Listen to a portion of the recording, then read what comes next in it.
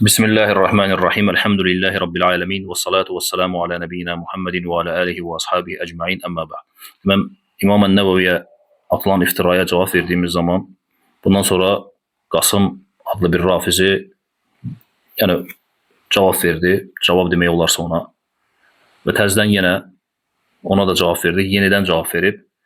Və bu söz oyunundan başqa bir şey deyil, fırlatmaqdan başqa bir şey deyil. Və ya söz altında qalmayayım deyib nəsə danışım. Məqsəd budur. Çünki o misalları deyirsən ki, indi təzə cavab vermirsən. Yazırsan ki, deyirsən ki, oradakı bəs sənin gətirdiyin misalları mən başa düşmədim. Və yaxud deyirsən ki, sən müştəhidsən ki, Ən-Nəvəvinin qəsdindən belə bir şey çıxardırsan. Ya belə danışaq. Mən səndən istədiyim nədir? Açıq-aşkar ləfz gətirə bilirsənsə ki, Ən-Nəvəvi rahimehullah deyirsə ki, yəni ki, müxalifə rəddiyə verdiyin zaman yalan danışa bilərsən, böhtan ata bilərsən, gətir. Necə ki, mən onu gətirdim sənin alimin xoyidən, açıq-aşkar ləfz. Belə bir ləfz istəyirəm səndən. Yox, kullu məqsudin sözündən yapışıb. Oradan deyirsən, bu da bura daxildir, bu məsələni də bura daxil etmək olar, onu da daxil, bunu da çox şey daxil edə bilərik.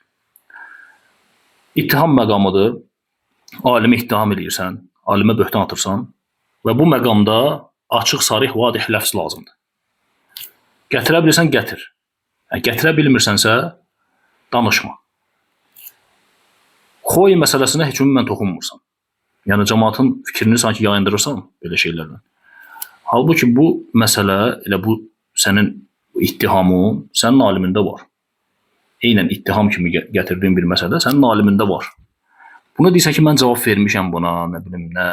O cavabı mən qulaq asmışam. O cavab deyil. Və səndən tələb edirəm ki, cavab verirsənsə, ona cavab ver. Xoyi açıq-aşkar bu sözü deyib.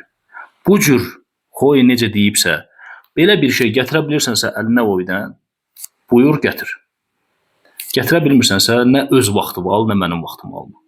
Subhanakallahumma bihamdik, əşhədu ən la ilahe illə ənt, əstəğfiruka və ətubu ileyk.